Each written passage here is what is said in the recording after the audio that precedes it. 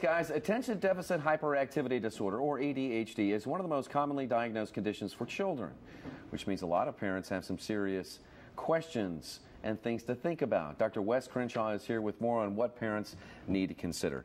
Good morning. Good to see you, Dr. Crenshaw. See you. Once again. Share with us the symptoms that a child or adolescent may have with ADHD. You see a lot of them. Impulsivity, inability to, say, read for pleasure or even read for your schoolwork, and a lot less hyperactivity than most people realize. It's really about inattention. And then there's a lot of conflicting evidence about medications, the management of ADHD. What should parents need to know about this? You know, all the major associations, American Psychiatric, American Psychological, Pediatrics, all agree that the best treatment for ADD is a combination of medication and psychotherapy. And if you have one without the other, things probably won't come out as well. But at the same time, we see long-term studies that say over the course of time, medication either makes symptoms worse or doesn't improve them, and that's because people build up a tolerance to the medication, and they don't really factor that in sometimes to the treatment plan. With adults and children who are diagnosed with ADHD, what can they do themselves as opposed to, counseling or medication? What can they do themselves to help their condition? Well, they could read my book. That's always the best thing to do. No, meditation is good. You're going to have somebody talk about that here shortly.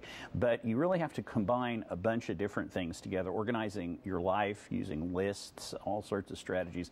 And that's really hard, though, if your neurology is fighting you. And so that's where medication comes in. How is ADHD treated? Tell us what kind of medications and what types of treatments are used. Well, as a psychologist, I end up dealing with these things in consultation with prescribers, but you have to really have a good team effort. All the associations recommend that too.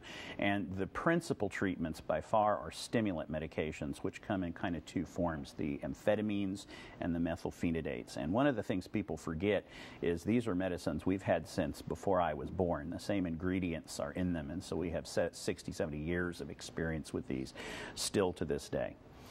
We also have this is ADHD medication, the screen that we're looking at here.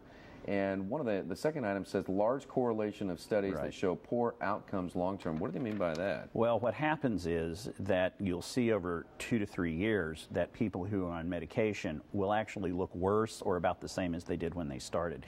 And that's because people aren't really paying attention to the tolerance issue.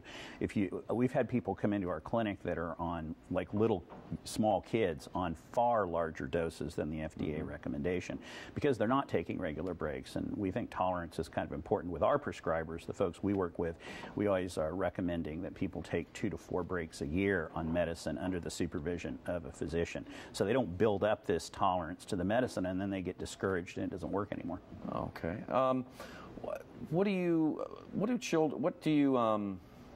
Let me ask you. I had somebody who asked me this. How do I know if I have ADHD? And this was an adult who asked me. Is there any kind of way that you can ask questions yourself or sort of not self-diagnose, but get an idea if you should ask a doctor? If you think you may really have the diagnosis, I use what I call the TEST principle, and that is testing, experimentation, side effects, and tolerance. This is what you talk about with a prescriber. And at the top of that list is testing, and there are standardized norm-referenced tests that are valid and reliable for this. We use the Conners. There's also the Barkley. And these compare you to persons of your gender and age to figure out how you are different from the average bear. And that's really the best way to do it. Eyeballing it or getting the quizzes online and then going to your doctor and saying, give me meds. This is how people get misdiagnosed. And so really going to somebody who does that kind of simple testing, it's not expensive, really turns out the best diagnosis. All right. Dr. Wes Crenshaw with us this morning. Good to see you again. Thanks for your expertise. We will also tell you about this, a great way to call